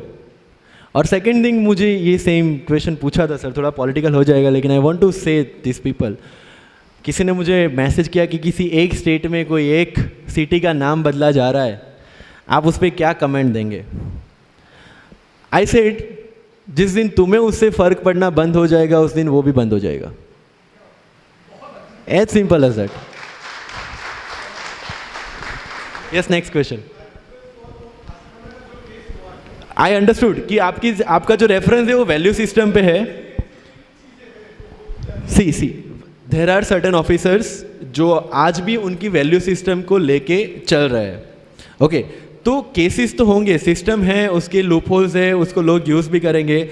आपका कोई बाल भी वांका नहीं कर सकता अगर आपने अपने एथिक्स को नहीं छोड़ा है। Article 311 of the constitution gives the highest level of security to any civil servant working in government of India और स्टेट गवर्नमेंट। लेकिन अगर आपकी किसी जगह पे कोई प्रॉब्लम है जो उनके हाथ में आ गया, then you can be played with. So if you are very much clear about your role, your job, your duty, and you are aware कि आपको कहाँ पे क्या डिसीजन लेना है, nobody can interfere in your life. This is very clear. So अगर उनके साथ कुछ होता भी है, कहीं वे फ्रेम भी करते हैं, लेकिन सत्य है तो जीतेगा. These are some values which can never be, modified or replaced. Yes, thank you. Yes, next. Good afternoon everyone. Sir this is Anup. मेरा सवाल ओझा सर से है. Actually sir presently my age is 28 years and I am working in banking, so it is quite hectic. I mean from 10 to 7. So sir, do you think that I can prepare for UPSC because I have only 2 attempts left and also I can't leave the job. So sir, please guide us. Base कैसा है तुम्हारा? Base car चलाना जानता? No sir. Bike? Bike yes. Cycle? Yes. तो अब जब cycle चलाते चलाते कभी कभी मोबाइल चेक कर लेते हो कि नहीं? हाँ या ना बताओ, दो में से जो भी ऑप्शन है तुम्हारा। जैसे साइकिल चला रहे हो, तुम्हारा कॉन्फिडेंस है साइकिल पे, और तुम साइकिल चला रहे हो और फोन आ गया, तुम देखो जैसे जो लोग कार चला रहे हैं। Yes, we do, sir. हाँ, you do, generally we do it कि when we develop a command on certain things. एक अटेम्प्ट में निकाला, तुम्हारे पास 2 है, तुमने अभी कहा कि तुम्हारे पास 2 है, अब कैसे? अब देखो कितनी, मतलब वो सारी बातें वो कहा ही, इन्होंने कहा कि एक तो फाउंडेशन, मैंने शुरू में, आपने शायद गौर नहीं किया, मैंने ये कहा कि आईएएस का एग्जाम बहुत इजी है। मैंने आप लोगों से क्वेश्चन पूछा था, मैंने कहा इस क्वेश्चन पे मैं आपको इनाम दूंगा, आप में से अभी तक किसी ने जवाब नहीं दिया कि सिंधिया ने होलकर से ही दुश्मनी क्यों की, और ना आप में से किसी ने पूछा। मैं बताता हूं, और इनाम का क्वेश्चन है सर। हाँ जी बताएं।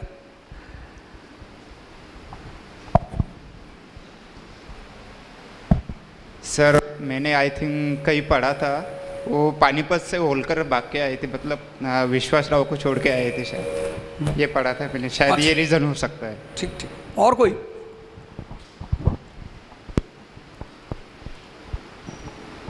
अब देखिए, यही सोचने की बात है। ग्वालियर और इंदौर, मालवा को जो रीजन है ना, वो ओपियम कल्टीवेशन के लिए बहुत फेमस है, अफीम। ईस्ट इंडिया कंपनी उस अफीम को सबसे ज्यादा बेच रही थी चाइना में। जैसे आज तेल अमेरिका के लिए है, ऐसे अफीम थी ईस्ट इंडिया कंपनी के लिए। इनके पास इतना सोना नहीं था, और चीनी जो थे, चाइनीज, ये किसी भी अपने गुड्स को सिर्फ सोने में बेचते थे, सोने के अलावा किसी में देते ही नहीं थे। कहते थे सोना लाओ, कुछ और किसी में देना ही नहीं, और इनको अपना सोना बचाना है। तो फिर धीरे धीरे इन्होंने चीन में अफीम का व्यापार शुरू किया। लोग वहाँ के, इसीलिए चीन की हिस्ट्री जब आप पढ़ेंगे उसमें ओपियम वॉर शब्द आएगा आपके पास। और ये मालवा और का जो रीजन है, ये कितनी सारी नदियाँ, बेन, बेतवा, केन, ये सारी नदियों का इलाका, फर्टाइल लैंड, हाईलैंड। यहाँ का टेम्परेचर बड़ा प्यारा है, थोड़ा सा हाई लैंड है, तो टेम्परेचर जो है थोड़ा सा नॉर्मल है, ओपियम पैदा होने के लिए बड़ा सूटेबल है। तो अब जिसका भी मालवा पे कब्जा होगा, उसका ओपियम की खेती पे कब्जा होगा, और जिसका भी ओपियम की खेती पे कब्जा होगा, उसके पास पैसा ज़्यादा आएगा। मैंने क्या कहा, आपने शायद, मैंने जितनी बातें जो आपसे कही हैं, सर जोड़ो, सर दिमाग का इस्तेमाल करो। ये दिमाग किसी के में लगाने के लिए बिल्कुल नहीं मिला। दुनिया का सबसे बड़ा कुफ्र है, इस्लाम के जो सिद्धांत हैं बेसिकली, वो लगभग सारे धर्मों के सिद्धांत हैं। काफिर, अकबर ने सवाल किया अपने गुरु से, अब्दुल लतीफ़ से, काफिर कौन? उसने कहा नमाज पढ़ोगे जब, तो जो नमाज पढ़ना, असर की पढ़ना, फजर की पढ़ना, जब भी पढ़ना, पांचों में से मुझे बताना, नमाज पढ़ के मेरे पास आना सीधे, तब मैं बताऊंगा काफिर कौन। तो लड़का सुबह का तो नहीं पढ़ पाया, तो शाम की जब नमाज उसने अदा की तो अपने गुरु से मिलने गया, कहा मैं नमाज पढ़ के आ रहा हूँ। बोले कायदे से पढ़ी? बोले हाँ। तो बोले ईमानदारी से बताना कि जब नमाज सजदा कर रहे थे तो सिर्फ मालिक का ख्याल था? उसने कहा ये ना पूछे, ये ना बता पाऊंगा। बोले नहीं, बताना पड़ेगा, तभी मैं तुमको जवाब दूंगा। तो ना ख्याल तो मेरा मीना बाजार का था कि बहुत सुंदर सुंदर लड़कियां वहाँ घूम रही होंगी और मैं भी चला जाऊँ वहीं। तो अब्दुल लतीफ़ ने कहा जो अफाक में गुम है वो काफिर है। गुम, जीवन संसार में तो रहना है। अब्दुल लतीफ़ ने कहा जो अफाक में गुम है, अफाक, आप सजदा करने गए, मेरे दोस्त ने दानिश फिरोज शमसी जुमे की नमाज़ पढ़ने आते कि 5 मिनट रुको आ रहा हूँ। अब मैं कहता अब जा ही क्यों रहे हो, तुम मालिक के पास जा रहे हो, सजदा करने, जल्दी में क्यों जा रहे हो? हम प्रधानमंत्री से मिलने गए, अब मैं निकलूंगा उसकी ही मर्जी से, क्योंकि वो मालिक है देश। मैं उससे ये थोड़ी कर सकता हूँ मैं जा रहा हूँ भाई साहब, वो क्या बैठे हो, मारो बैठ, मास्टर कहाँ जा रहा है? जब तुम मालिक से मिलने जा रहे हो, नमाज पढ़ने जा रहे हो, मंदिर जा रहे हो, सर ये देखो 1000 रुपये का फ़ोन लेके चलते हैं, क्योंकि व्हाट्सएप और फेसबुक दुनिया का सबसे बड़ा दुश्मन है।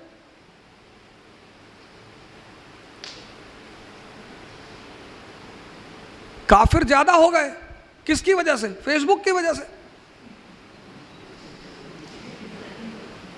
काफिर ज्यादा हो, ये दुनिया में जो आप उथल पुथल देख रहे हो किसकी वजह से? काफिर। काफिर का मतलब क्या? जिसका दिमाग मालिक के साथ भी नहीं एक है। कम से कम आप किसी बड़े आदमी के सामने बैठे तो उसके ऊपर ध्यान लगाइए।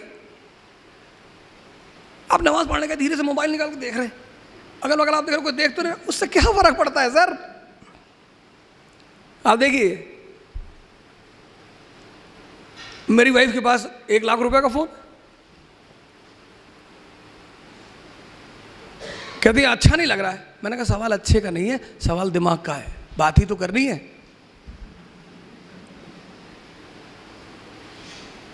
आपके पास 2 अटेम्प्ट है सर जी, एनसी आप पढ़िए बैंक में, कोई बात नहीं। आप हमें हमारा जो एक प्रोग्राम है, टेस्ट सीरीज़ का प्रोग्राम है, इकरा शुरू करेगी।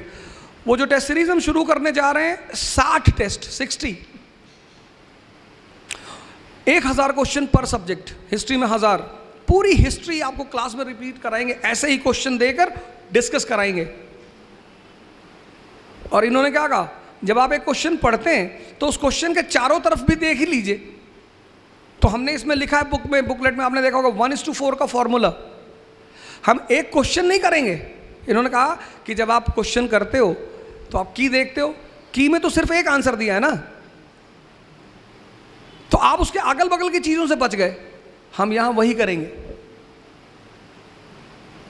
हम उस एक क्वेश्चन पूछेंगे, उसके अगल बगल जितनी भी चीजें। हमने यहां बुद्ध की प्रतिमा लगाई इसलिए नहीं कि हम बुद्धिस्ट हैं, यहां इतने महान लोगों की फोटो लगी हुई है। एक और रख दी हमने। आपने गौर किया, आपने में से किसी ने नहीं पूछा कि साहब ये बताइए आप तीनों में से बुद्धिस्ट कौन है?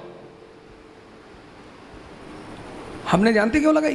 क्योंकि ये दुनिया का पहला पैगंबर है जो रैशनलिज्म की बात करता है। ये दुनिया का पहला पैगंबर है, रैशनलिज्म। आदमी है, मुझे अल्लाह है कि नहीं है, क्या करोगे जान के? प्रॉब्लम बताओ, मेरे बच्चे की शादी नहीं हो रही, हाँ ये बोलो ना, चले आए। वो है या नहीं, ये तो एक अलग सवाल है। इतनी बड़ी कायनात, इनामदार साहब इतना बड़ा इंस्टीट्यूट चला रहे, उनको हटा दो, ये चलेगा? तो ये तो सवाल ही नहीं कि हम उस पर चर्चा करें। इनामदार साहब हैं, मालिक है यहाँ के, राजा हैं यहाँ के, चला रहे ना, मैनेजमेंट कर रहे हैं ना, कितना बड़ा काम कर रहे हैं। आप कह रहे हैं, आप बताओ इनामदार साहब दुनिया है कि नहीं है? भाई इतनी बड़ी चीज़ कैसे चलेगी? कोई तो चलाएगा, उस पर तो सवाल ही नहीं। लेकिन पहले आप ये देखो, क्यों ढूंढ रहे हो? सर हम चाहते हैं मेरा लड़का डॉक्टर हो जाए, तो उसको क्यों ढूंढ रहे हो? नहीं, वो आशीर्वाद सबको देता है। दुनिया, आप एक अपराधी से नफरत करते हो, वो नहीं करता, वो सबको हमेशा देता रहता है। लेकिन कौन ले रहा है, ये तो फर्क, ये सबसे बड़ी चीज, ले कौन रहा है? उमर साहब, कैलिफ उमर कैलिफ, बगदाद के कैलिफ। अभी सर ने हमारे कहा आज के हालात, गांव का प्रधान पिजारो से चल रहा है, बोलेरो से चल रहा है, फॉर्च्यूनर से चल रहा है। कैलिफ उमर, बगदाद के कैलिफ। ईद मनाने का पैसा नहीं, अपने खजांची से कहते हैं कि यार कुछ पैसे दे दो, बच्चों के लिए कपड़े ले लूं, अगले महीने की तनख्वाह में वापस कर दूंगा। खजांची और तेज था, उसने कहा लिख के गारंटी दे दो कि अगले महीने जिंदा रहोगे। जब वैसे राजा थे तो लोग खुश थे।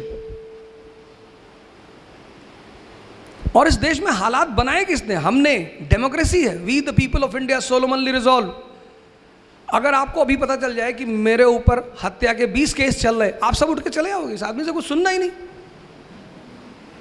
आप जब मेरे सामने से उठ के जा रहे हो कि हत्यारा है, हम इससे कुछ नहीं सुनेंगे।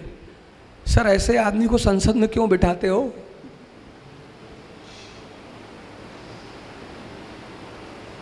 हाथ में तो आपसे आके कह देता है मुसलमान खतरे में है, मैं बचाऊंगा। आपसे आके कह देता है मंदिर बनाने जा रहे हैं, बनाओ भाई मंदिर, मस्जिद में कोई दिक्कत, बना लो भैया, बना लो, हम कहाँ मना कर रहे हैं, एकदम बनाइए सर, हमें तो उस मुद्दे पे बात ही नहीं करनी। लेकिन ये बताओ सर, हमारे बच्चों को नौकरी कैसे दिलाओगे? मंदिर बना लो, नीचे मंदिर बना लो, ऊपर मस्जिद बना लो, फिर ऊपर गिरजाघर बना लो, सब बना लो सर, मेरी ज़मीन पे बना लो सर। लेकिन सर ये बता दो कि हमारे ये जो बच्चा MCA करके बैठा है, 4 साल से नौकरी ढूंढ रहा है, इसको नौकरी कैसे दोगे सर? ये तो आप पूछते नहीं इन नेताओं से। फिर आप कहते हो हालात।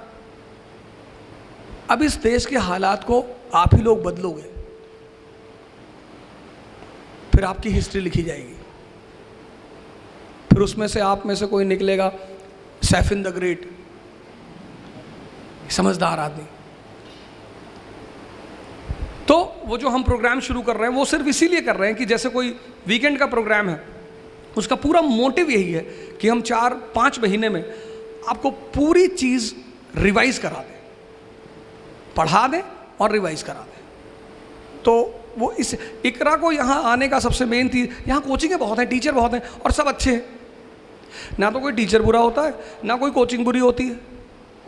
तो साहब आप लोग क्यों आए? हम खेलने नहीं आए सर, और ना खेलने सिखाने आए हैं। हम जीतने का सिद्धांत जानते हैं सर। खिलाड़ी तो यहाँ बहुत है, कोच यहाँ बहुत है, हम सर जानते हैं जीतने का फॉर्मूला।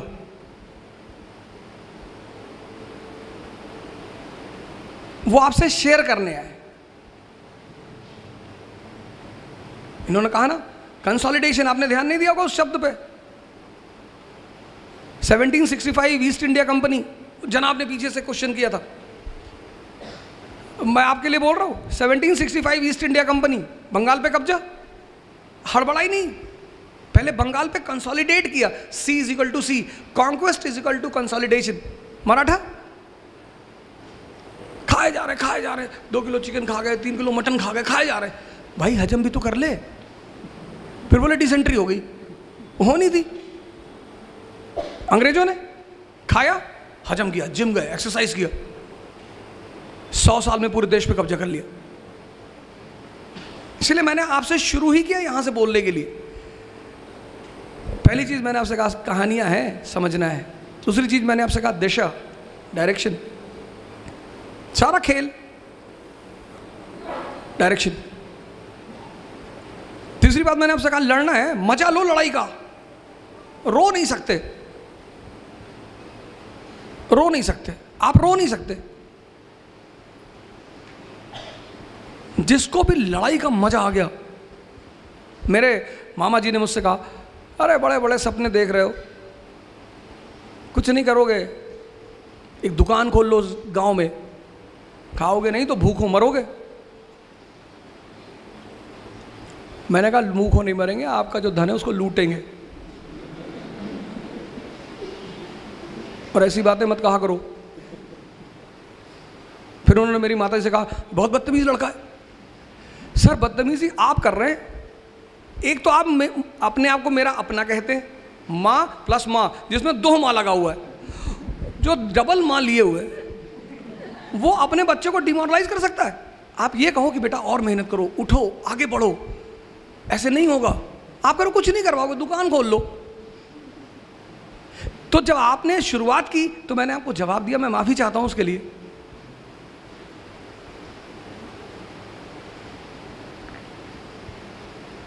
तो पूरा ये खेल है सर, ये सिर्फ एक खेल है। मतलब लास्ट में इन्होंने जो कहा कि अगर आप ये सोचते हैं कि आप गरीब होके पैसा नहीं कमा सकते तो आप धीरू भाई अंबानी को नहीं जानते। क्या बात है, आप क्यों सोचते हैं सर ऐसा? इन्होंने कहा क्या मुसलमानों के साथ डिस्क्रिमिनेशन? ये फैसल साहब खड़े मेरे घर में जाते हैं, मैं अपने घर से बेघर हूँ, मेरे घर में मेरा बर्तन अलग है। अब ब्राह्मण घर में गलती से पैदा हो गया, वो कहीं अफगानिस्तान वगैरह में पैदा होना चाहिए था मुझे, और गोश्त का मैं शौकीन हूँ, तो उन्होंने मेरे बर्तन अलग कर रखे। मेरी माता जी आती चेक करती कि कहीं इसमें ना खा ले। ये कौन सी डिस्क्रिमिनेशन, किस बात की? और जो डिस्क्रिमिनेशन करता है आप पूछिए, सामने बैठे, मैं अपने स्टूडेंटों से कहता हूँ मुझसे 2 बात कभी मत बताना, एक अपना नाम और एक तुम्हारे फादर क्या करते हैं।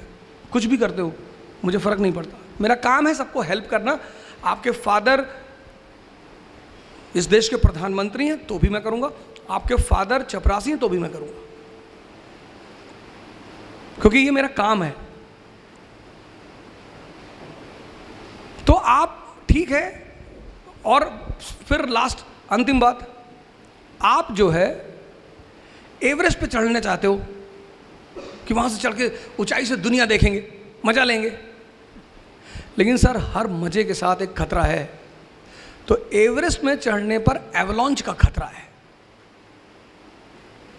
आप कह रहे साहब हम खतरा नहीं लेंगे, तो अरावली पे चढ़ जाओ। कौन बोला सपना देखने के लिए आपको?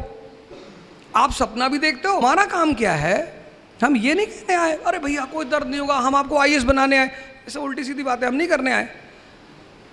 दर्द होगा, हम पता है क्या बताएंगे आपको कि इस दर्द का मजा कैसे लेना है। आपको ऐसा दर्द हो रहा है, हमको उठो और नाचे, बस नाचते नाचते हो जाएगा आपका काम। और यही काम है कोच का, यही काम है कोचिंग का।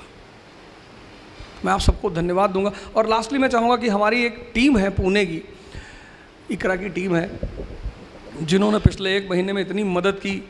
अशरफ साहब हमारे कहाँ बैठे हुए, ये सामने बैठे हुए हैं, आइए।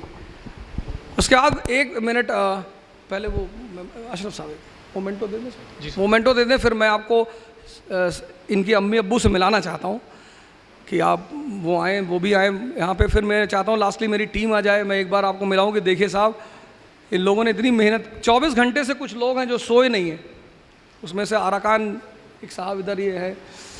तो मोमेंटो आप दे दें, मेरा क्या है मैं तो ले लूँगा।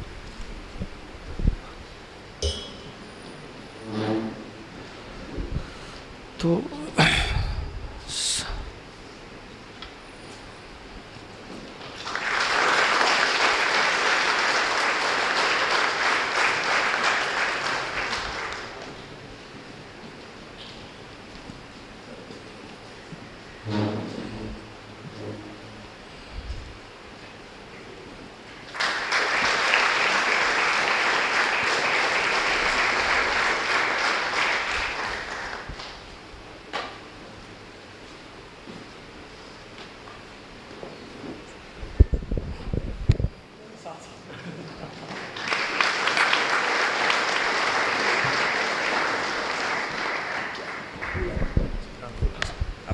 तो मैं चाहता हूं कि सैफिन साहब खुद अपनी अम्मी अब्बू को बुलाएं। यहाँ पे जो पेरेंट्स बैठे हैं उनके लिए एक मैसेज ये है कि अगर मेरी सक्सेस में मेरे मॉम डैड का सबसे बड़ा कंट्रीब्यूशन कोई है, हर एक माँ बाप अपने बेटे बेटियों का भविष्य सुरक्षित करने के लिए मेहनत करता है, अपनी जी जान से मेहनत करता है। लेकिन एक चीज़ उन्होंने जो स्पेशल की वो ये है, they give me the freedom to dream. तुझे जो करना है, जैसे करना है, you do, we are with you. और ये सेंस ऑफ फ्रीडम आप में सेंस ऑफ रिस्पॉन्सिबिलिटी लेके आता है, और वही चीज़ इन्होंने की। अगर उन्होंने कभी मुझे ये नहीं बोला कि तुझे डॉक्टर बनना है, इंजीनियर बनना है, या ये बनना है वो बनना है। जब मैंने उनको बोला कि मुझे ऑफिसर बनना है, yes you go and do it. जब NIT में होने के बावजूद मैंने प्लेसमेंट नहीं लिया, मैं प्लेसमेंट में बैठा ही नहीं एक भी बार, जब रिस्क लिया 1 साल UPSC प्रिपरेशन का, जब घर के हालात ऐसे थे, जब ज़्यादा मजदूरी करनी पड़ती, फिर भी दे नेवर सेड कि okay just go and study, go and get some job जिससे फाइनेंशियल हेल्प हो जाए। No, they said okay you want to do UPSC, just go and do UPSC। And that is where probably I got that freedom, and that's why I could pursue my dreams so freely. So I would like to welcome Mummy, Papa, please come on the stage.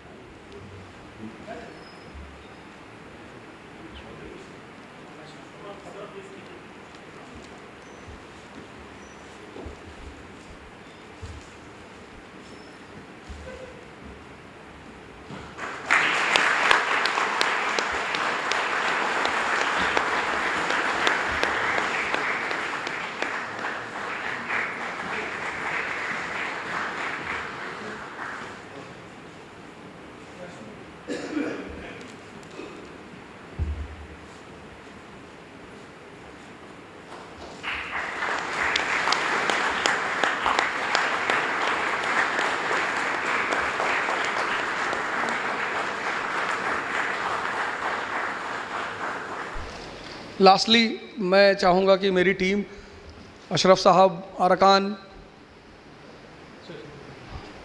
और बाकी लोग, उबैद साहब और 2-3 लोगों का तो मैं नाम नहीं जानता, लेकिन मैं चाहता हूँ आप सब लोग आ जाए। रियाज भाई हमारे, वो तो मतलब सर आइए।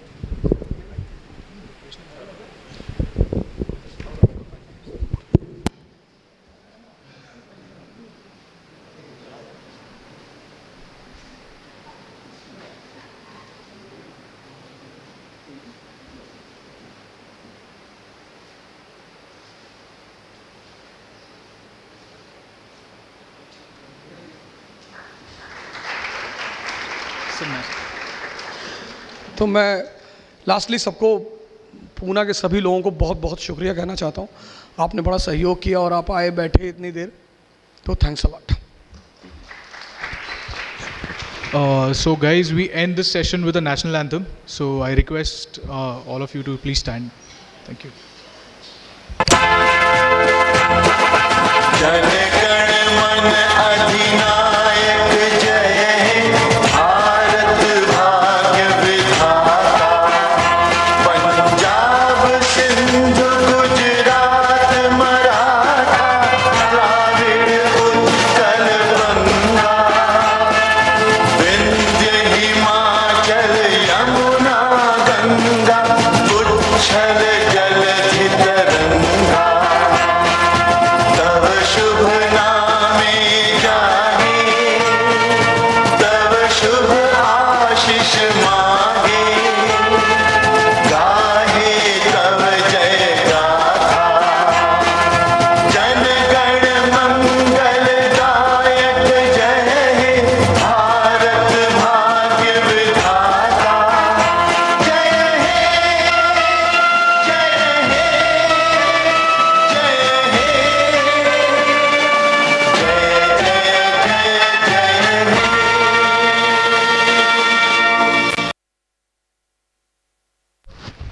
Thank you very much, all of you.